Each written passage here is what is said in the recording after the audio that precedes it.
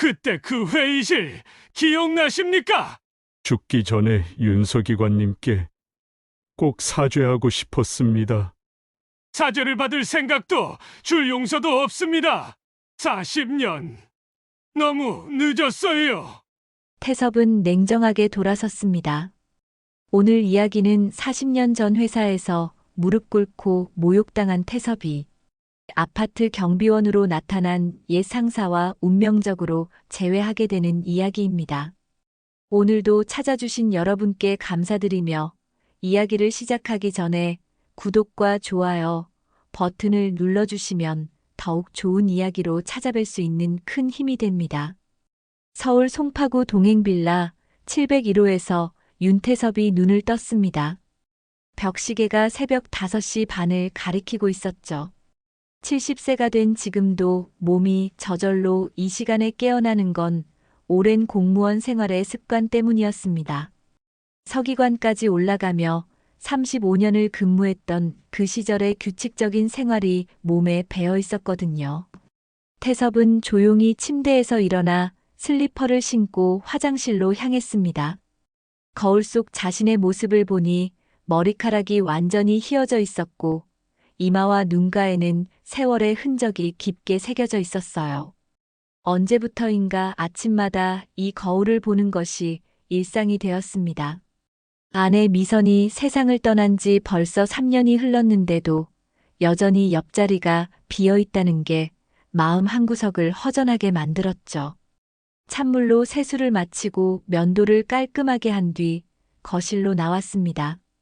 15평 남짓한 아파트는 딸 민지와 둘이 살기에 적당한 크기였어요. 창문을 열어 찬 공기를 들이마시니 가슴속이 시원해졌습니다. 겨울 아침의 서울 하늘은 맑고 푸르렀죠. 부엌에서 원두커피를 직접 내려 마셨습니다. 미선이 생전에 좋아하던 브랜드였어요. 처음엔 쓰기만 하던 맛이 이제는 하루를 시작하는 소중한 의식이 되었죠.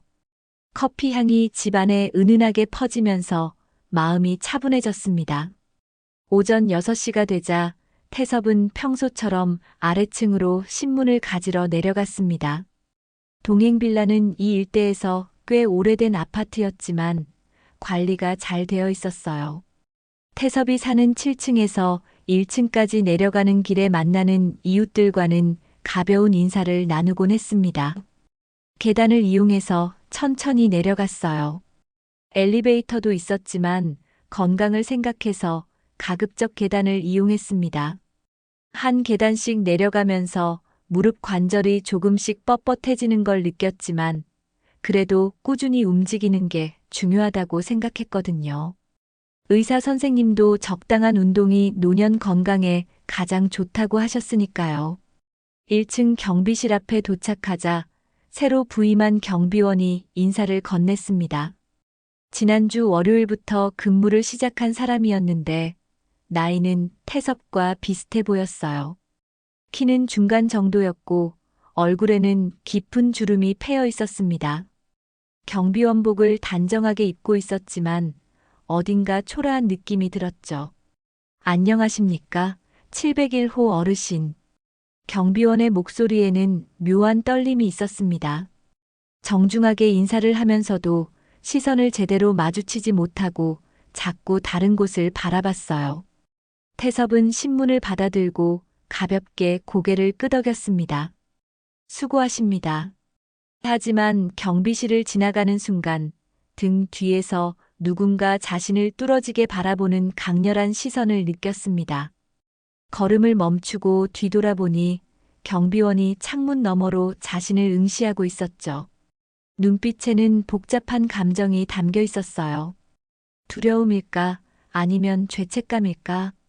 그 순간 태섭의 가슴 속에서 뭔가 섬뜩한 기시감이 스쳤습니다. 분명 어디서 본 듯한 눈빛이었어요. 하지만 정확히 언제, 어디서였는지는 떠올릴 수 없었습니다. 오랜 세월이 흘러 기억이 흐릿해진 탓일까요? 태섭은 고개를 저으며 다시 발걸음을 옮겼습니다. 엘리베이터를 타고 7층으로 올라가는 동안에도 그 경비원의 얼굴이 머릿속을 떠나지 않았어요. 무언가 말하고 싶어 하는 듯한 표정이었는데 끝내 입을 열지는 못했더군요. 집으로 돌아와 거실 소파에 앉아 신문을 펼쳤습니다.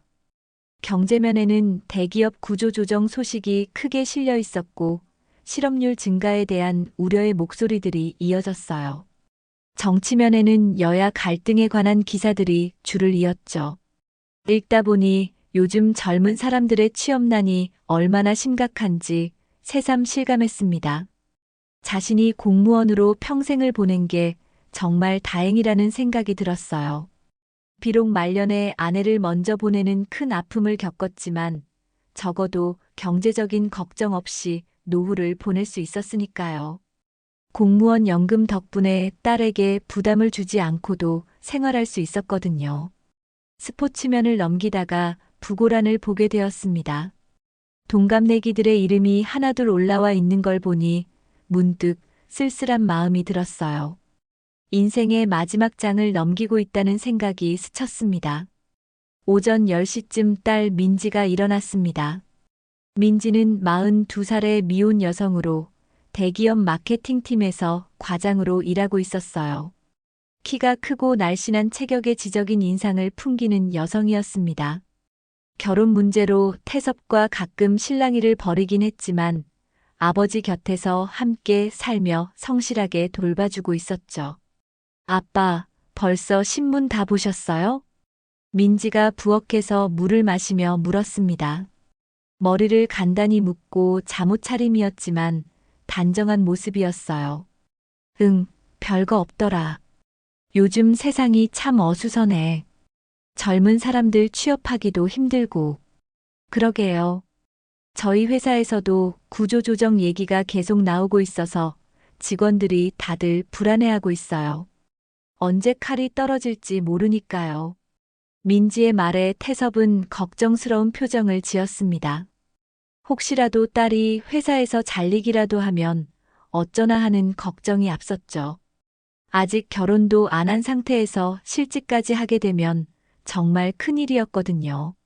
너무 걱정하지 마라. 내가 워낙 성실하고 능력 있으니까 괜찮을 거야. 그래도 요즘 세상이 어떤지 아시잖아요. 능력과 상관없이 구조조정 당하는 경우가 많으니까요. 점심을 함께 먹으면서 태섭은 아침에 만난 경비원 얘기를 꺼냈습니다. 민지야, 새로 온 경비 아저씨 제대로 봤지? 네, 지난주부터 근무하시는 분이죠. 왜 그러세요? 글쎄, 어딘가 어색하더라. 나를 보면서 뭔가 말하고 싶어 하는 것 같기도 하고, 동시에 피하려고 하는 것 같기도 하고. 민지는 숟가락을 내려놓으며 잠시 생각에 잠겼어요. 아, 저도 그런 느낌 받았어요. 어제 저녁에 엘리베이터에서 마주쳤는데 인사는 정중하게 하시면서도 계속 눈치를 보시더라고요. 마치 뭔가 잘못한 게 있는 사람처럼요. 혹시 아빠랑 어디서 본 사이세요? 태섭은 천천히 고개를 저었습니다. 하지만 마음 한편으로는 그 경비원의 눈빛이 계속 신경 쓰였어요. 분명 어디서 본 것 같은데 도무지 기억이 나지 않았습니다. 그날 저녁 태섭은 평소보다 일찍 산책을 나섰습니다. 아침부터 계속 신경 쓰였던 경비원의 얼굴을 다시 한번 제대로 보고 싶었거든요. 동행빌라 주변을 천천히 걸으며 머릿속으로 그 사람의 인상착의를 떠올려 봤어요. 나이는 자신과 비슷해 보였고 키는 중간 정도에 얼굴에는 깊은 주름이 패여 있었습니다. 특히 눈가의 주름이 유독 깊었던 게 기억났어요. 산책을 마치고 집으로 돌아가는 길에 일부러 경비실 앞을 지나갔습니다. 경비원은 책상에 앉아 뭔가를 적고 있었는데 태섭이 지나가는 걸 보자 급히 고개를 숙였어요. 그 순간 태섭은 경비원의 명찰을 똑똑히 볼 수 있었습니다. 박도진. 그 이름을 본 순간 태섭의 온몸에 전율이 흘렀습니다. 마치 머리를 둔기로 얻어맞은 것 같은 충격이었어요. 발걸음이 저절로 멈춰졌고 심장이 격렬하게 뛰기 시작했습니다. 40년 전 그토록 잊고 싶었던 그 이름이었거든요. 박도진. 성진산업의 사장이었던 그 남자. 태섭의 인생을 송두리째 바꿔놓은 장본인이었습니다. 태섭은 휘청거리며 벽에 몸을 기댔어요. 갑자기 40년 전 그날의 기억이 생생하게 되살아났습니다. 성진산업 회의실에서 벌어졌던 그 끔찍한 일이 마치 어제 일처럼 또렷하게 떠올랐거든요. 그때 태섭은 29살이었습니다. 성진산업에서 격리 업무를 담당하고 있었고 곧 결혼을 앞두고 있던 시절이었어요. 회사 생활도 순탄했고 미래에 대한 꿈으로 가득 차 있었죠. 하지만 그 모든 게 하루아침에 무너져 버렸습니다. 회계장부에서 이상한 점을 발견한 태섭이 그 사실을 상부에 보고했을 때 박도진은 오히려 태섭을 회의실로 불러들였어요. 그리고 임원들과 직원들이 모인 자리에서 태섭에게 무릎을 꿇으라고 했습니다. 윤 씨, 회사 돈에 손을 댔다면서? 사장님, 그게 아닙니다. 제가 발견한 건 장부의 불일치였지. 제가 횡령을 한 게 아니라. 증거가 다 있는데 무슨 소리야. 당장 무릎 꿇고 사과해. 박도진의 목소리는 차갑고 단호했습니다. 태섭은 억울함에 몸을 떨었지만 결국 사람들 앞에서 무릎을 꿇을 수밖에 없었어요. 그 순간의 모욕감과 수치심은 평생 잊을 수 없는 상처가 되었습니다. 더 끔찍한 건 그 다음이었어요. 박도진은 태섭을 즉시 해고했을 뿐만 아니라 다른 회사에 취직하지 못하도록 온갖 소문을 퍼뜨렸습니다. 태섭은 한순간에 사회에서 매장당한 셈이었죠. 그 일로 인해 태섭의 인생은 완전히 달라졌습니다. 취직이 안 되어 한동안 백수로 지내야 했고 결혼을 앞두고 있던 미선과의 관계도 위기에 처했어요. 다행히 미선은 태섭을 믿고 끝까지 기다려줬지만 태섭 자신은 깊은 좌절감에 빠져야 했습니다. 그 후 태섭은 공무원 시험을 준비하기 시작했어요. 다시는 누구에게 휘둘리지 않는 안정적인 삶을 살고 싶었거든요. 몇 년간의 고생 끝에 공무원이 되었고 서기관까지 승진하며 성공적인 공직 생활을 보냈습니다. 하지만 마음속 깊은 곳에는 그날의 수치심이 지워지지 않는 상처로 남아 있었어요. 태섭은 경비실을 다시 한번 바라봤습니다. 박도진이 여전히 책상에 앉아 있었는데 고개를 들어 태섭과 눈이 마주쳤어요. 그 순간 박도진의 얼굴이 하얗게 질렸습니다. 태섭을 알아본 것이 분명했죠. 두 사람은 유리창을 사이에 두고 서로를 바라봤습니다. 40년이라는 세월이 흐른 지금 둘 다 늙은 노인이 되어 있었어요. 박도진의 얼굴에는 예전의 거만함 대신 초라함과 피로감이 가득했습니다. 태섭은 더 이상 그 자리에 서 있을 수 없었어요. 급히 발걸음을 돌려 엘리베이터로 향했습니다. 손이 떨려서 버튼을 누르기도 힘들었죠. 집에 도착한 태섭은 소파에 주저앉았습니다. 온몸이 식은 땀으로 젖어 있었고 심장이 아직도 빠르게 뛰고 있었어요. 40년 전의 기억이 쓰나미처럼 밀려왔습니다. 그때 민지가 퇴근해서 집으로 들어왔어요. 아빠, 왜 그러세요? 얼굴이 하얗게 질렸는데. 아, 아니다. 괜찮다. 하지만 태섭의 목소리는 떨리고 있었습니다. 민지는 아버지의 이상한 모습을 보고 걱정스러운 표정을 지었어요. 정말 괜찮으세요? 어디 아픈 데라도 있으시면 병원에 가야 해요. 정말 괜찮다고 하잖아. 태섭은 애써 평정심을 유지하려고 했지만 쉽지 않았습니다. 저녁 식사 시간에도 계속 멍하니 있었고 민지가 말을 걸어도 제대로 대답하지 못했어요. 아빠, 혹시 아침에 말씀하신 경비 아저씨와 관련된 일인가요? 민지의 예리한 질문에 태섭은 깜짝 놀랐습니다. 왜 그런 생각을 하지? 아침에도 경비 아저씨 얘기를 하셨는데 지금도 뭔가 심각한 일이 있으신 것 같아서요. 혹시 그분이랑 아는 사이세요? 태섭은 잠시 망설였습니다. 딸에게 40년 전에 그 수치스러운 일을 얘기해야 할까요? 하지만 결국 입을 열지 못했어요. 아니다. 그냥 어디서 본 것 같다는 생각이 들어서. 밤이 되자 태섭은 잠을 이룰 수 없었습니다. 침대에 누워서도 계속 뒤척였어요. 박도진의 얼굴이 자꾸 떠올랐고 40년 전 그 굴욕적인 순간들이 생생하게 되살아났습니다. 왜 하필 이곳에, 이 시점에 박도진이 나타난 걸까요? 게다가 경비원이라는 초라한 모습으로 말이에요. 분명 그때는 잘 나가는 사장이었는데 무슨 일이 있었던 걸까요? 태섭은 창문 너머로 경비실을 내려다봤습니다. 불빛이 여전히 켜져 있었고 박도진이 홀로 앉아 있는 모습이 보였어요. 그 순간 태섭의 마음속에는 복잡한 감정들이 얽혀 있었습니다. 분노, 원망, 그리고 묘한 안도감까지. 그런데 이상한 일이 벌어졌습니다. 박도진이 컴퓨터 앞에 앉아 뭔가를 보고 있는 것 같았는데 한 장면에서 손을 멈추더니 화면을 오래도록 바라보고 있었어요. 그 모습이 왜인지 몹시 애절해 보였습니다. 그날 밤 태섭은 결국 한잠도 이루지 못했습니다. 새벽 5시가 되자 더 이상 침대에 누워 있을 수 없어서 일어났어요. 세수를 하고 운동복으로 갈아입은 뒤 평소보다 일찍 집을 나섰습니다. 마음속에 맺힌 응어리를 풀어야 할 것 같았거든요. 동행빌라 주변을 천천히 걸으며 머릿속을 정리했습니다. 40년이라는 긴 세월이 흘렀지만 그날의 수치심은 여전히 생생했어요. 무릎을 꿇고 사과해야 했던 그 순간, 사람들의 시선, 박도진의 차가운 목소리, 모든 게 어제 일처럼 선명했습니다. 하지만 지금의 박도진은 달랐어요.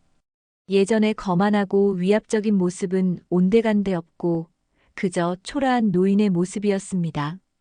무슨 일이 있었기에 잘 나가던 사장이 이런 처지가 되었을까요? 새벽 6시 반, 태섭은 운동을 마치고 경비실 앞을 지나갔습니다. 박도진이 여전히 그 자리에 앉아 있었는데 태섭을 보자 몸을 움츠렸어요.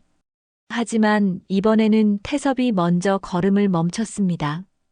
경비실 문을 열고 들어간 태섭의 모습을 본 박도진은 얼굴이 새하얗게 질렸습니다. 손에 들고 있던 볼펜이 바닥에 떨어졌고 온몸이 떨리기 시작했어요. 그때 그 회의실 기억나십니까? 태섭의 목소리는 낮고 차가웠습니다. 박도진은 입술을 바르르 떨며 아무 말도 하지 못했어요. 두 사람 사이에는 무겁고 숨막히는 침묵이 흘렀습니다. 잠시 후 박도진이 천천히 의자에서 일어났습니다. 그리고 태섭이 보는 앞에서 그대로 무릎을 꿇고 두 손을 바닥에 댔어요. 40년 전 태섭이 당했던 그 치욕스러운 자세 그대로였습니다. 윤서기관님, 죽기 전에 꼭 사죄하고 싶었습니다. 박도진의 목소리는 떨리고 있었고 눈가에는 눈물이 맺혀 있었어요. 태섭은 그 모습을 내려다보며 복잡한 심정이었습니다. 40년 동안 꿈꿔왔던 복수의 순간이었지만 막상 그 장면을 보니 마음이 편하지 않았어요. 일어나십시오. 태섭의 말에 박도진은 고개를 저었습니다. 안 됩니다. 제가 당신에게 저질렀던 일을 생각하면 평생 이 자세로 있어도 모자랍니다. 그때 일이 얼마나 억울했는지 아십니까? 저는 아무 잘못도 하지 않았는데 사람들 앞에서 무릎을 꿇어야 했어요. 그리고 하루아침에 사회에서 매장당했습니다. 태섭의 목소리에는 40년간 쌓였던 분노와 원망이 담겨 있었어요. 박도진은 더욱 몸을 낮추며 대답했습니다. 모든 게 제 잘못이었습니다. 변명의 여지가 없어요. 왜 그런 짓을 했습니까? 저한테 무슨 원한이라도 있었나요? 박도진은 한참 동안 말을 잇지 못했습니다. 그리고 나서야 떨리는 목소리로 입을 열었어요. 원한은 없었습니다. 다만 제가 너무 겁이 났어요. 당신이 발견한 그 장부의 불일치, 그게 밝혀지면 회사가 망할 판이었거든요. 그래서 저를 희생양으로 삼은 겁니까? 그렇습니다. 정말 비겁하고 더러운 짓이었어요. 당신은 올바른 일을 했는데 저는 그걸 덮으려고 당신을 짓밟았습니다. 태섭은 주먹을 꽉 쥐었습니다. 40년 동안 품고 살았던 의문이 비로소 풀렸지만 그 진실은 더욱 분노를 자아냈어요. 그 후에 제 인생이 어떻게 됐는지 아십니까? 취직도 못하고 결혼도 위기에 처했어요. 겨우 공무원이 되어서 다시 일어설 수 있었지만 그 수치심은 평생 지워지지 않았습니다. 박도진의 어깨가 더욱 격렬하게 떨렸습니다. 알고 있습니다. 당신의 소식을 계속 들었어요. 공무원 시험에 합격하셨다는 소식, 서기관까지 승진하셨다는 소식, 그리고 부인께서 돌아가셨다는 소식까지. 태섭은 깜짝 놀랐습니다. 박도진이 자신의 안부를 계속 알고 있었다는 사실이 믿기지 않았어요. 왜 제 소식을 계속 알고 있었습니까? 죄책감 때문이었습니다. 당신에게 저지른 일이 너무 무거워서 당신이 어떻게 사시는지 계속 신경이 쓰였어요. 멀리서나마 당신이 잘 지내시는 걸 보면서 조금이나마 마음의 위안을 삼았습니다. 박도진은 계속 무릎을 꿇은 채로 말했습니다. 저는 20년 전에 회사가 부도났어요. 외환위기 때 모든 걸 잃었습니다. 아내도 그 충격으로 세상을 떠났고 아들은 사기를 쳐서 감옥에 들어갔어요. 딸은 저와 연락을 끊었습니다. 태섭은 박도진의 고백을 들으며 복잡한 감정에 휩싸였어요. 복수를 당한 것 같은 통쾌함과 동시에 한 인간의 몰락을 지켜보는 씁쓸함이 교차했습니다. 그리고 작년에 폐암 판정을 받았어요. 이제 얼마 남지 않았습니다. 박도진의 목소리는 점점 작아졌습니다. 남들이 다 떠난 뒤 마지막으로 당신 얼굴이 보고 싶더군요. 그래서 이 일자리를 구해서 이곳에 왔어요. 당신께 사죄하기 위해서 말입니다. 태섭은 한동안 아무 말도 하지 못했습니다. 40년간 증오해왔던 상대가 이렇게 처참한 모습으로 자신 앞에 무릎 꿇고 있는 현실이 믿기지 않았어요. 일어나십시오. 이제 그만. 하지만 박도진은 여전히 고개를 들지 않았습니다. 당신이 용서해 주실 때까지는 일어날 수 없습니다. 태섭은 박도진을 내려다보며 말했습니다. 사죄를 받을 생각도 줄 용서도 없습니다. 40년이 너무 늦었어요. 그 말을 남기고 태섭은 경비실을 나왔습니다. 뒤에서 박도진의 흐느끼는 소리가 들렸지만 돌아보지 않았어요. 엘리베이터를 타고 올라가면서 태섭의 마음은 더욱 복잡해졌습니다. 복수를 했다는 만족감보다는 오히려 허무함이 더 컸어요. 그토록 증오했던 상대가 이미 인생에서 충분히 벌을 받았다는 걸 알았기 때문입니다. 집에 도착한 태섭은 소파에 앉아 깊은 생각에 잠겼습니다. 40년간 자신을 괴롭혔던 그 사건이 비로소 종료된 것 같았지만 마음이 시원하지는 않았어요. 오히려 더 무거운 짐을 진 것 같은 기분이었습니다. 태섭은 경비실에서 돌아온 후 하루 종일 마음이 편치 않았습니다. 박도진과의 대화가 계속 머릿속을 맴돌았어요. 40년간 품어왔던 원망이 한순간에 해소되기를 바랐지만 현실은 그렇지 않았습니다. 오히려 더 복잡하고 무거운 감정들이 가슴속에 얽혀 있었죠. 저녁 식사를 마친 후 태섭은 문득 아내 미선의 유품이 생각났습니다. 미선이 세상을 떠난 지 3년이 지났지만 아직도 정리하지 못한 물건들이 안방 옷장 깊숙한 곳에 보관되어 있었어요. 평소에는 들여다볼 엄두가 나지 않았던 그 상자를 오늘만큼은 열어봐야 할 것 같았습니다. 민지가 거실에서 텔레비전을 보고 있는 사이 태섭은 조용히 안방으로 들어갔습니다. 옷장 맨 위쪽에 있던 낡은 상자를 꺼내어 침대 위에 올려놓았어요. 상자를 열자 미선의 채취가 은은하게 풍겨 나왔습니다. 가슴이 먹먹해졌지만 꾹 참고 하나씩 꺼내어 살펴봤어요. 미선이 즐겨 쓰던 머리핀들, 결혼 반지, 그리고 오래된 사진들이 차례로 나왔습니다. 젊었을 때 함께 찍은 사진들을 보니 눈시울이 뜨거워졌어요. 그때는 정말 행복했었는데 언제부터 이렇게 혼자가 되었을까요? 상자 바닥에서 하얀 봉투 하나가 나왔습니다. 봉투 겉면에는 미선의 손글씨로 여보에게라고 적혀 있었어요. 태섭은 손을 떨며 봉투를 열었습니다. 안에는 여러 장의 편지지가 들어 있었죠. 편지의 첫 줄을 읽는 순간 태섭의 눈이 커졌습니다. 여보, 내가 떠나는 날 이 편지를 보게 될 줄 알았어요. 미선이 죽기 전에 미리 써둔 편지였습니다. 태섭은 가슴이 두근거리며 계속 읽어내려갔어요. 박도진 사장이 횡령한 돈, 나도 알고 있었어요. 사실 그 일에 나도 관련되어 있었습니다. 태섭은 편지를 든 손이 떨렸습니다. 도대체 무슨 말인지 이해할 수 없었어요. 당시 나는 성진산업의 협력업체에서 회계사로 일하고 있었죠. 그때 박 사장의 아버지가 주도한 비리 사건을 우연히 알게 되었어요. 장부 조작과 골프 접대비 명목의 뒷돈 거래, 모든 걸 목격했습니다. 태섭의 머릿속이 하얗게 변했습니다. 미선이 그런 일에 관련되어 있었다니 전혀 몰랐던 사실이었어요. 박 사장의 아버지는 나를 불러서 입막음을 요구했어요. 만약 이 일을 발설하면 당신이 다니는 회사에서 쫓겨날 거라고 협박했죠. 그래서 나는 회사를 그만두고 침묵하기로 했어요. 편지를 읽으면서 태섭의 손은 점점 더 심하게 떨렸습니다. 하지만 당신이 그 장부의 이상함을 발견하고 보고하셨을 때 나는 정말 놀랐어요. 박 사장이 당신을 어떻게 처리할지 뻔히 보였거든요. 나는 박 사장을 만나서 당신만은 건드리지 말라고 부탁했어요.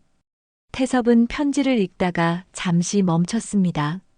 미선이 자신을 위해 그런 일을 했다는 게 믿기지 않았어요. 박 사장은 나의 부탁을 들어주는 대신 다른 조건을 내걸었어요. 당신이 회사에서 쫓겨나더라도 다른 곳에 취직하는데 방해하지 않겠다는 약속이었죠. 그 대신 이 일에 대해서는 영원히 입을 다물어야 했어요. 편지의 내용은 계속 이어졌습니다. 여보, 당신이 그 일로 얼마나 고통받았는지 알아요. 하지만 나는 차마 진실을 말할 수 없었어요. 말하는 순간 우리 둘 다 더 큰 위험에 빠질 것 같았거든요. 태섭은 편지를 읽으며 온몸이 떨렸습니다. 분노와 충격, 그리고 배신감이 복잡하게 얽혀 있었어요. 박도진 사장도 사실은 아버지의 비리를 뒤늦게 알게 된 거예요. 하지만 이미 모든 게 돌이킬 수 없는 상황이 되어서 누군가는 책임을 져야 했죠. 당신을 희생양으로 삼은 건 정말 비겁한 일이었지만 그 사람도 나름대로는 괴로워했어요. 태섭은 편지를 바닥에 던지고 벽을 주먹으로 쳤습니다. 미선이 모든 진실을 알고 있으면서도 평생 숨기고 살았다는 사실이 받아들여지지 않았어요. 미안해요, 여보. 평생 이 비밀을 안고 살아온 게 정말 괴로웠어요. 하지만 당신을 더 이상 힘들게 하고 싶지 않았어요. 편지의 마지막 부분에는 이런 내용이 적혀 있었습니다. 만약 언젠가 박도진 사장을 다시 만나게 되면 그 사람도 당신만큼 괴로워했다는 걸 알아주세요. 그리고 가능하다면 용서해 주세요. 태섭은 편지를 다 읽고 나서 한동안 멍하니 앉아 있었습니다. 40년간 자신이 알고 있던 진실이 완전히 뒤바뀐 셈이었어요. 미선이 자신을 위해 그런 희생을 했다는 것도 충격이었지만 박도진 역시 피해자였다는 사실이 더욱 당황스러웠습니다. 태섭은 편지를 다시 집어들고 몇 번이고 읽어봤어요. 미선의 글씨체, 그 간절함이 고스란히 전해졌습니다. 평생 혼자서 이런 무거운 비밀을 안고 살았을 미선의 마음을 생각하니 가슴이 미어졌어요. 미선아, 왜 진작 말하지 않았어? 태섭은 아내의 사진을 보며 중얼거렸습니다. 만약 미선이 살아있을 때 이 사실을 알았다면 모든 게 달라졌을지도 모르죠. 갑자기 태섭은 벌떡 일어났습니다. 박도진에게 가서 따져봐야겠다는 생각이 들었어요. 미선이 그런 희생을 했는데도 자신을 그렇게 모욕했다는 사실이 용납되지 않았습니다. 태섭은 편지를 움켜쥐고 집을 나섰습니다. 경비실로 향하는 발걸음이 빨라졌어요. 마음속에는 분노와 원망이 다시 치솟았습니다. 경비실 문을 거칠게 열고 들어간 태섭을 본 박도진은 깜짝 놀랐어요. 넌 나뿐 아니라 미선이까지 짓밟았어. 태섭의 목소리는 분노로 가득했습니다. 박도진은 무슨 말인지 이해하지 못하는 표정이었어요. 미선이가 당신 아버지의 비리를 알고 있었다는 거, 당신도 알고 있었죠? 그 애가 나를 위해서 얼마나 많은 걸 포기했는지 알면서도 어떻게 나를 그렇게 모욕할 수 있었어. 박도진의 얼굴이 하얗게 질렸습니다. 태섭이 진실을 알아낸 것 같았어요. 박도진은 태섭의 분노에 찬 모습을 보며 온몸이 떨렸습니다. 그가 진실을 알아냈다는 것이 명백했어요. 하지만 어떻게 알게 되었는지는 짐작할 수 없었습니다. 고미선 씨가 뭐라고 하셨습니까? 박도진의 목소리는 떨리고 있었습니다. 태섭은 주먹을 꽉 쥔 채 그를 노려봤어요. 이제 와서 모르는 척하지 마십시오. 미선이가 당신 아버지의 비리를 덮어주려고 얼마나 많은 걸 포기했는지 당신도 다 알고 있었잖아요. 그건 정말. 박도진은 말을 잇지 못했습니다. 태섭의 분노가 너무나 무서웠거든요. 미선이가 회사를 그만둔 것도 평생 입을 다물고 산 것도 다 나 때문이었어. 그런데 당신은 그걸 알면서도 나를 사람들 앞에서 무릎 꿇렸다고. 태섭의 목소리가 점점 커졌습니다. 박도진은 고개를 푹 숙이고 아무 말도 하지 못했어요. 대답하십시오. 왜 그런 짓을 했습니까? 한참의 침묵 후 박도진이 떨리는 목소리로 입을 열었습니다. 정말 어쩔 수 없었습니다. 아버지가 저질러 놓은 일이 너무 컸어요. 회사 전체가 무너질 판이었습니다. 그래서 나를 희생양으로 삼은 거군요. 그때는 다른 방법이 없다고 생각했어요. 누군가는 책임을 져야 했고, 태섭은 박도진의 변명을 듣고 더욱 화가 났습니다.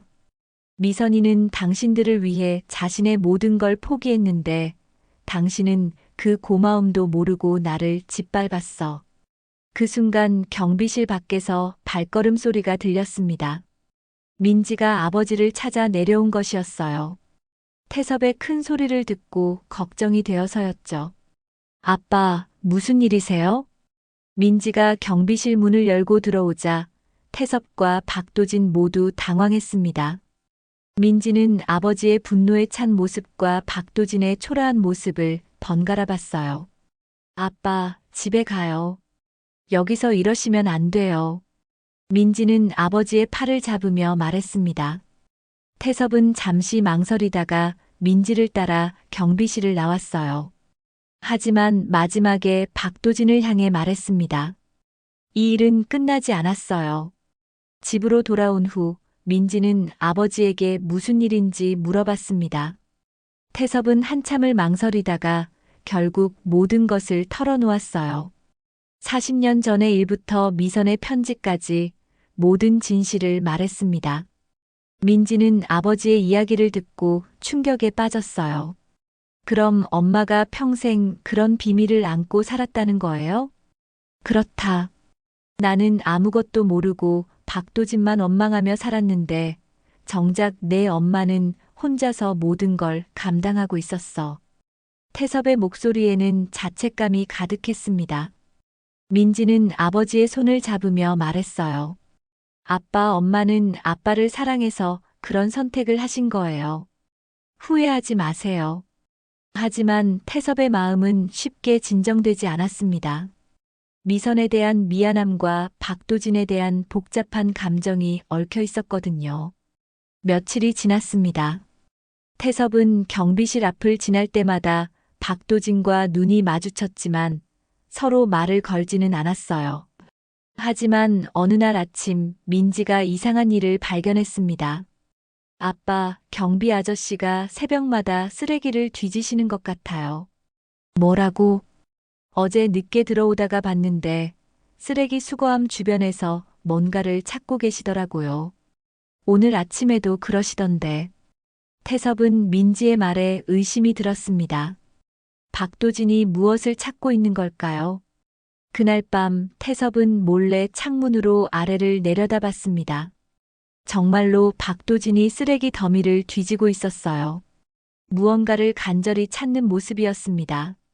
다음 날 아침 태섭은 일부러 일찍 일어나서 쓰레기 수거함을 확인해 봤습니다. 그런데 이상한 일이 벌어졌어요. 분명 어제 버렸던 미선의 유품 일부가 사라져 있었습니다. 태섭은 화가 치밀었습니다. 편지를 발견한 후 정리하면서 버렸던 미선의 오래된 물건들, 그중 일부가 없어진 것이었어요. 박도진이 가져간 게 분명했습니다. 그날 밤 태섭은 경비실로 직접 찾아갔습니다. 박도진은 책상에 앉아 있었는데 태섭이 들어오자 깜짝 놀랐어요. 당신, 이게 마지막 양심까지 버린 거야? 태섭의 목소리는 분노로 떨리고 있었습니다. 박도진은 무슨 말인지 모르겠다는 표정이었어요. 우리 집 쓰레기를 뒤져서 미선이 유품을 가져간 거 다 알고 있어. 태섭은 박도진의 멱살을 잡았습니다. 박도진은 놀라며 손을 내저었어요. 아닙니다. 그게 아니에요. 그럼 뭐야? 왜 남의 집 쓰레기를 뒤지고 다녀? 박도진은 급히 서랍을 열었습니다. 그리고 조심스럽게 작은 상자를 꺼내어 태섭에게 보여줬어요. 이걸 돌려드리려고 했습니다. 상자 안에는 미선의 오래된 머리핀과 작은 메모가 들어 있었습니다. 태섭은 그것들을 보고 깜짝 놀랐어요. 이게 뭡니까? 이건 제 아내가 살아있을 때 고미선 씨가 준 것이었습니다. 박도진의 목소리는 떨리고 있었습니다. 당시 저희 집 형편이 어려웠을 때 고미선 씨가 몰래 도움을 주셨어요. 이 머리핀은 그때 제 아내에게 주신 거였습니다. 태섭은 머리핀을 자세히 봤습니다. 분명 미선이 즐겨 쓰던 것 중 하나였어요. 그리고 이 메모는 박도진이 조심스럽게 메모를 펼쳤습니다. 거기에는 미선의 글씨로 이렇게 적혀 있었어요. 언젠가 기회가 되면 태섭에게 진실을 말해주세요. 그 사람이 평생 원망하며 사는 게 너무 안타까워요. 태섭은 메모를 읽고 온몸이 떨렸습니다. 미선이 박도진에게까지 그런 부탁을 했다는 것이 믿기지 않았어요. 고미선 씨는 죽기 전에 저에게 이걸 꼭 돌려드리라고 하셨습니다. 그리고 당신에게 진실을 말하라고 하셨어요. 박도진의 눈에서 눈물이 흘렀습니다. 하지만 저는 용기가 없었어요. 어떻게 당신 앞에 나서서 그런 말을 할 수 있겠습니까? 태섭은 머리핀과 메모를 들여다보며 복잡한 심정이었습니다. 미선이 마지막까지 자신을 걱정했다는 것이 가슴을 아프게 했어요. 태섭은 미선의 머리핀과 메모를 들고 경비실을 나왔습니다. 마음속에는 여전히 정리되지 않은 감정들이 복잡하게 얽혀 있었어요. 박도진이 자신을 속인 건 아니라는 걸 알았지만 그렇다고 해서 40년간의 원망이 쉽게 사라지는 건 아니었거든요. 집으로 돌아온 태섭은 미선의 사진 앞에 머리핀을 놓고 한참을 바라봤습니다. 미선이 마지막까지 자신을 걱정했다는 사실이 가슴을 아프게 했어요. 동시에 박도진에 대한 미안함도 조금씩 생겨났습니다. 이틀 후 태섭이 아침 산책을 마치고 집으로 돌아가는 길에 낯선 중년 남성이 그를 불렀습니다. 혹시 윤태섭 서기관님이십니까? 태섭은 고개를 끄덕였습니다. 남성은 정중하게 인사를 하며 자신을 소개했어요. 저는 김 실장이라고 합니다. 예전에 성진산업에서 일했던 사람입니다. 태섭은 깜짝 놀랐습니다. 성진산업이라는 이름을 듣는 것만으로도 가슴이 두근거렸어요. 성진산업요? 네, 맞습니다. 사실 서기관님을 찾아뵙고 싶어서 이렇게 왔습니다. 박도진 사장님에 관해서 말씀드리고 싶은 일이 있어서요. 김 실장은 태섭을 근처 카페로 안내했습니다. 조용한 자리에 앉아서 김 실장은 조심스럽게 말문을 열었어요. 서기관님, 혹시 박 사장님과 최근에 만나셨습니까? 어떻게 그걸 아십니까? 박 사장님이 이 동네 경비원으로 일하고 계신다는 걸 알고 있어요. 그분이 왜 이곳에 오셨는지도 짐작하고 있습니다. 김 실장의 말에 태섭은 더욱 놀랐습니다. 저는 성진산업에서 30년 넘게 일했습니다. 그 회사의 모든 비리와 진실을 다 알고 있어요. 특히 서기관님께서 당하신 그 일에 대해서 말입니다. 태섭은 커피잔을 든 손이 떨렸습니다. 사실 그때 일의 진짜 주범은 박 사장님의 아버지였습니다. 박 사장님은 아무것도 모르고 있었어요. 그게 무슨 말입니까? 김 실장은 깊은 한숨을 쉬며 말을 이어갔습니다. 박 사장님의 아버지가 주도한 횡령 사건이었어요. 골프 접대비 명목으로 수억 원을 빼돌렸고 협력업체와 결탁해서 리베이트를 받았습니다. 박 사장님은 그 사실을 전혀 몰랐어요. 태섭은 믿기지 않는다는 표정으로 김 실장을 바라봤습니다. 그런데 서기관님이 장부의 이상함을 발견하고 보고하시자 모든 게 드러날 위기에 처했습니다. 그때 박 사장님의 아버지가 아들을 불러서 모든 책임을 떠넘긴 거예요. 박도진이 모든 걸 뒤집어 썼다는 말입니까? 그렇습니다. 아버지는 아들에게 이렇게 말했어요. 내가 책임을 지지 않으면 온 가족이 망한다고, 회사도 문을 닫게 된다고 말입니다. 김 실장의 목소리에는 안타까움이 담겨 있었습니다. 박 사장님은 고민 끝에 모든 책임을 지기로 했어요. 하지만 아버지는 누군가 희생양이 필요하다고 했습니다. 그래서 서기관님이 태섭은 주먹을 꽉 쥐었습니다. 진실이 점점 더 복잡해지고 있었어요. 고미선 씨도 이 사실을 알고 계셨습니다. 그분이 다니던 회계법인에서 성진산업의 장부를 검토했거든요. 박 사장님의 아버지가 고미선 씨를 협박해서 입을 막았지만 고미선 씨는 서기관님만은 보호하려고 했어요. 미선이가 나를 보호하려고 했다고요? 네, 고미선 씨가 박 사장님을 직접 만나서 간청했습니다. 서기관님을 해고하더라도 다른 곳에 취직하는 데는 방해하지 말라고 부탁했어요. 태섭의 눈시울이 뜨거워졌습니다. 미선이 그런 일까지 했다는 걸 이제야 알게 되었어요. 박 사장님은 고미선 씨의 부탁을 들어주셨습니다. 그래서 서기관님이 공무원 시험에 합격하고 새로운 삶을 시작할 수 있었던 거예요. 김 실장은 잠시 말을 멈추고 태섭의 반응을 살폈습니다.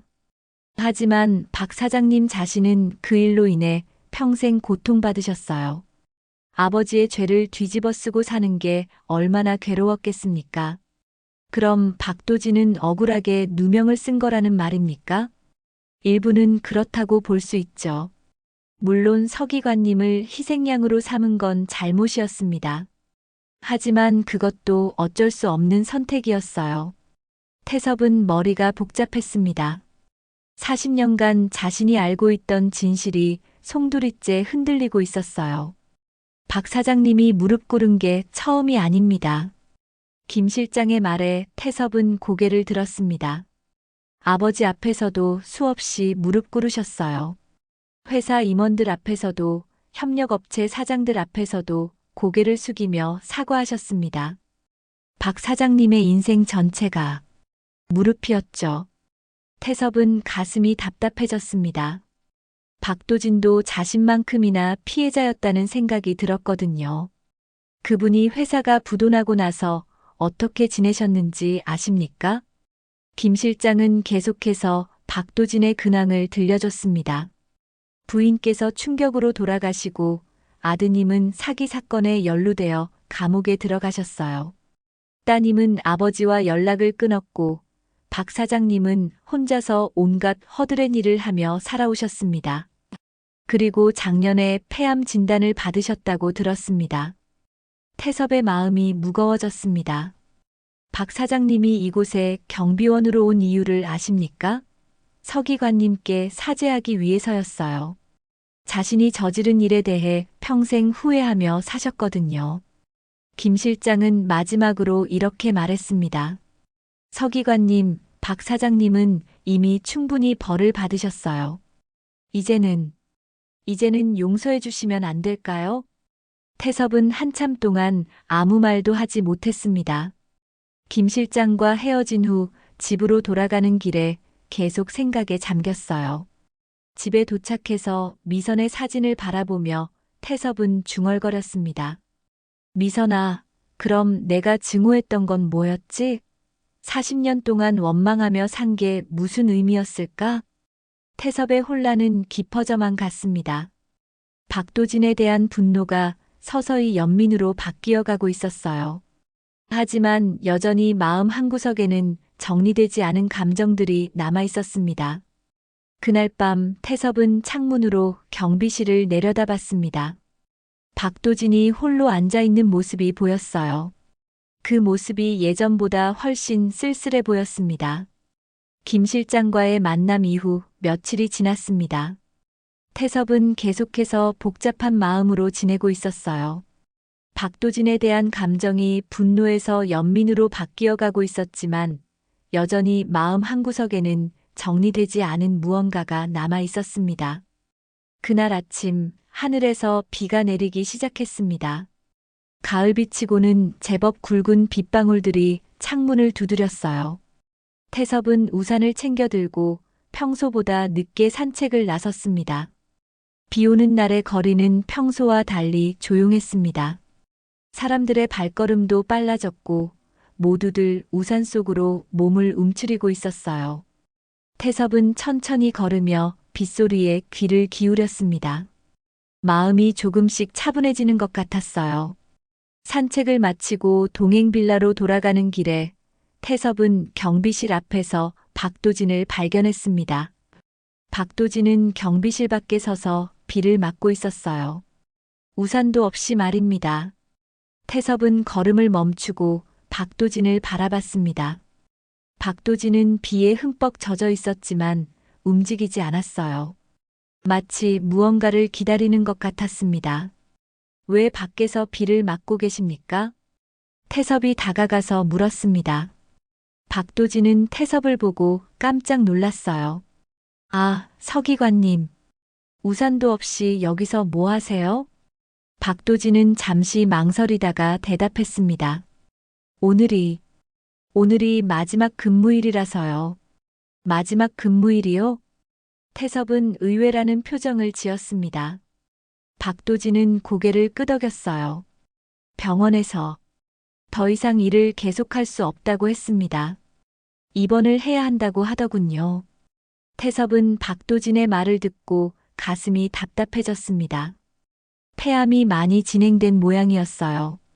그럼 치료를 받으셔야죠. 왜 여기서 비를 맞고 계세요? 당신을 기다리고 있었습니다.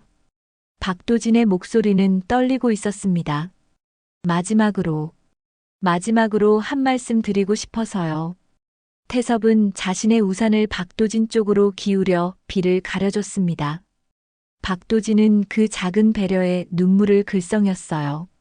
서기관님, 저는 평생 당신을 부러워했습니다. 저를 부러워했다고요? 태섭은 의외라는 표정을 지었습니다. 자신을 그렇게 모욕했던 사람이 부러워했다니 믿기지 않았어요. 당신은 그 모든 일을 겪고도 다시 일어서셨잖습니까? 공무원이 되어서 성공적인 삶을 사셨고 가정도 화목했어요. 박도진의 목소리에는 진심이 담겨 있었습니다. 저는 평생 아버지의 그늘에서 벗어나지 못했어요. 아버지가 저질러 놓은 일들을 수습하느라 제 인생이 없었습니다. 비가 점점 더 세게 내렸습니다. 태섭은 우산을 더욱 박도진 쪽으로 기울였어요. 당신은 묵묵히 이겨냈죠. 저는 그게 너무 부러웠습니다. 박도진은 말을 하면서 눈물을 흘렸습니다. 빗물과 눈물이 섞여서 얼굴을 타고 흘러내렸어요. 제가 당신에게 무릎을 꿇으라고 했을 때 사실 제일 무릎을 꿇고 싶었던 건 저였어요. 당신에게, 고미선 씨에게, 그리고 모든 사람들에게 무릎을 꿇고 사죄하고 싶었습니다. 태섭은 박도진의 고백을 들으며 마음이 복잡했습니다. 40년간 증오했던 상대가 이렇게 진심으로 뉘우치고 있다는 걸 보니 더 이상 분노할 수가 없었어요. 당신이 내 인생을 망쳤다고 생각했지만 태섭이 입을 열었습니다. 지금 생각해보니 오히려 저를 더 강하게 만들어 주었을지도 모르겠습니다. 박도진은 고개를 들어 태섭을 바라봤습니다. 만약 그 일이 없었다면 저는 공무원이 되지 않았을 테고 지금과는 다른 인생을 살았겠죠. 서기관님. 하지만 미선이를 몰랐던 게 저의 더 큰 잘못이었습니다. 태섭의 목소리에는 자책감이 담겨 있었습니다. 미선이가 저를 위해 얼마나 많은 걸 희생했는지, 평생 혼자 그 무거운 비밀을 안고 살았는지, 저는 아무것도 몰랐어요. 박도진은 고개를 푹 숙였습니다. 고미선 씨는 정말 훌륭한 분이셨습니다. 당신을 사랑하는 마음이 얼마나 깊었는지 저도 느낄 수 있었어요. 그 애가 당신에게도 마지막까지 진실을 말하라고 부탁했다면서요. 네, 맞습니다. 하지만 저는 용기가 없었어요. 어떻게 당신 앞에 나서서 그런 말을 할 수 있겠습니까?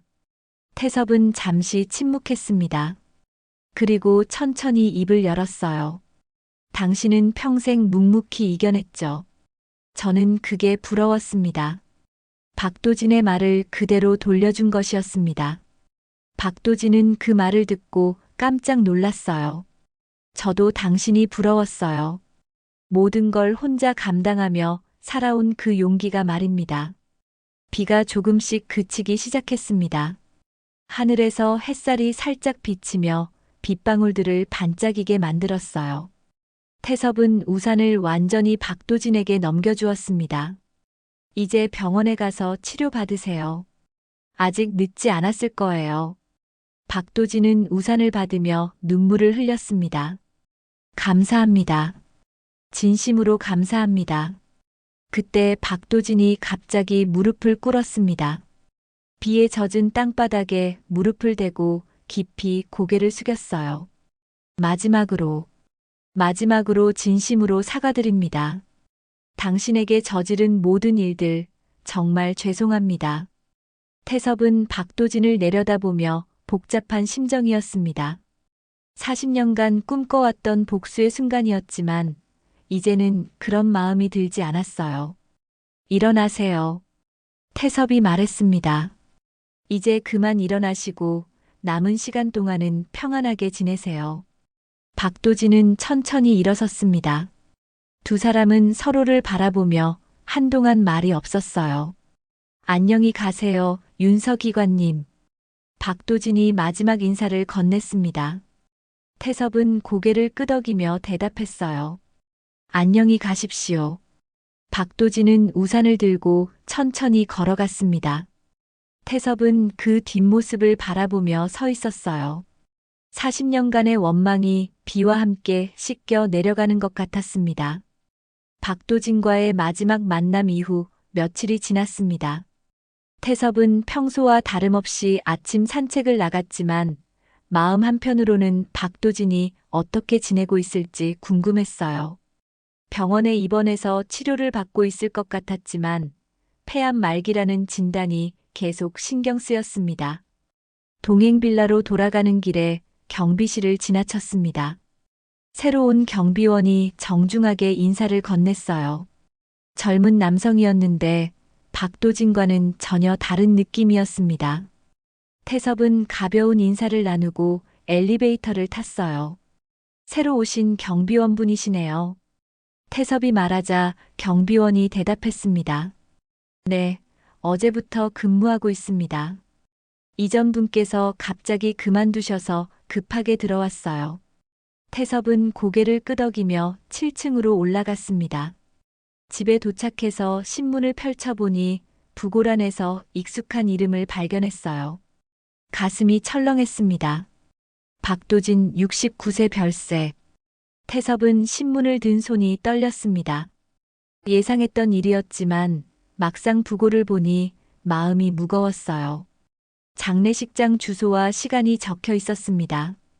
아빠, 무슨 일이세요? 민지가 아버지의 이상한 모습을 보고 다가왔습니다. 태섭은 신문을 보여주며 말했어요. 경비 아저씨가 돌아가셨다. 민지도 놀란 표정을 지었습니다.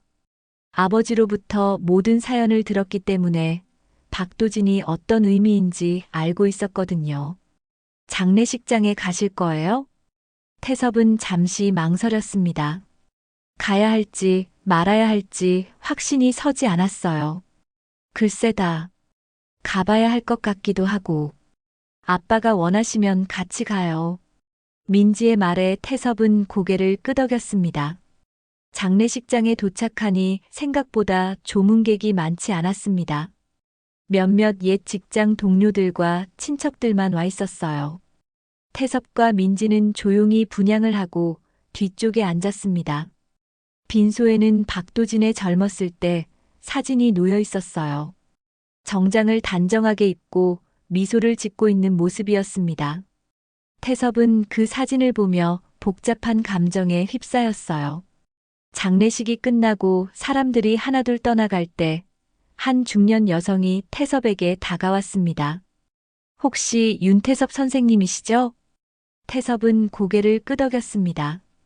여성은 자신을 박도진의 딸이라고 소개했어요. 아버지가 돌아가시기 전에 선생님 이야기를 많이 하셨어요. 꼭 한번 뵙고 싶다고 하셨는데 박도진의 딸은 작은 상자를 태섭에게 건넸습니다. 아버지가 선생님께 전해드리라고 하신 것들입니다. 태섭은 상자를 받아들고 집으로 돌아왔습니다.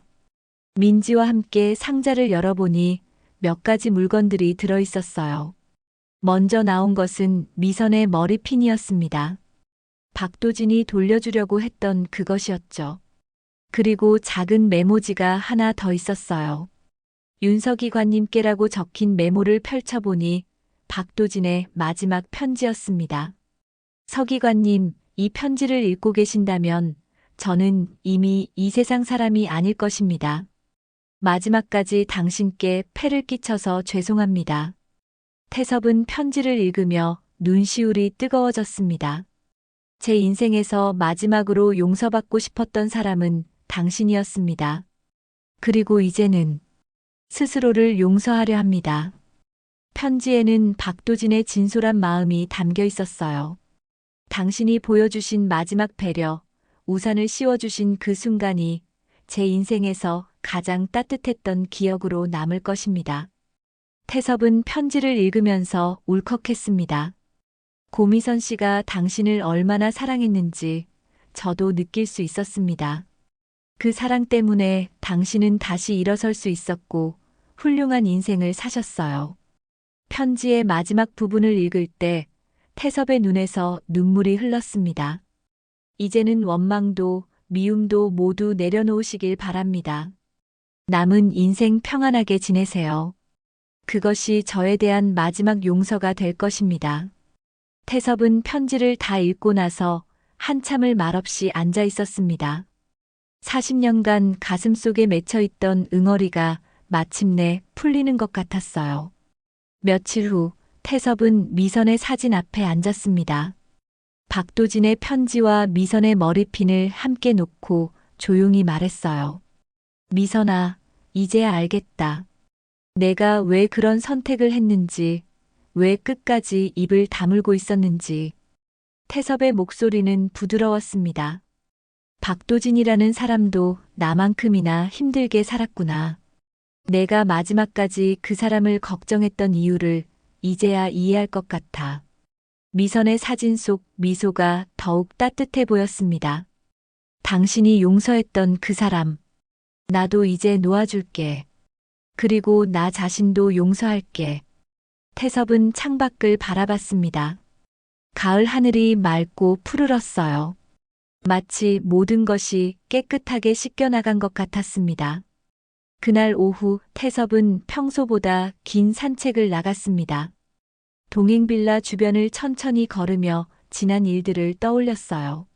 40년간의 원망과 분노, 그리고 마지막에 느꼈던 용서와 화해. 모든 것이 인생의 한 부분이었습니다. 경비실 앞을 지날 때 새 경비원이 인사를 건넸습니다. 태섭은 환한 미소로 인사를 받았어요. 더 이상 그 자리에서 무거운 기억을 떠올리지 않았습니다. 집으로 돌아온 태섭은 민지와 함께 저녁을 먹었습니다. 아빠, 요즘 표정이 많이 밝아지셨어요. 민지의 말에 태섭은 미소 지었습니다. 그런가? 마음이 한결 가벼워진 것 같다. 다행이에요. 오랫동안 마음고생 많이 하셨는데. 태섭은 딸의 손을 잡으며 말했어요. 인생이라는 게 참 신기하구나. 증오하고 원망했던 사람이 결국은 나를 더 강하게 만들어줬다니. 그날 밤 태섭은 깊은 잠에 들었습니다. 오랜만에 편안한 잠이었어요. 꿈속에서 미선과 박도진이 함께 나타나 환하게 웃고 있었습니다. 세 사람 모두 젊었을 때의 모습이었죠. 꿈속에서 미선이 말했습니다. 여보, 이제 정말 모든 게 끝났네요. 박도진도 고개를 끄덕이며 말했어요. 서기관님, 정말 감사했습니다. 태섭은 꿈속에서 두 사람을 바라보며 평안한 미소를 지었습니다. 마침내 모든 것이 제자리를 찾은 것 같았어요. 다음 날 아침 태섭은 상쾌한 기분으로 눈을 떴습니다. 창밖으로 따뜻한 햇살이 비치고 있었고 새로운 하루가 시작되고 있었어요. 40년간의 긴 여행이 끝나고 이제는 진정한 평안을 찾은 것 같았습니다. 오늘의 이야기는 어떠셨나요? 마음 깊이 와닿으셨다면 구독과 좋아요로 응원해주세요. 여러분의 작은 관심이 더 좋은 이야기를 만드는 원동력이 됩니다.